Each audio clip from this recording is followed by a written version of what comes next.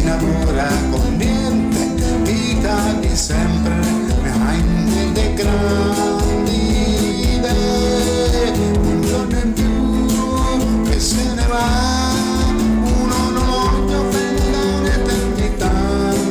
per tutti quelli così come noi, da sempre in corsa, sempre a metà, un giorno in più che passa ormai, con questo amore che non è grande come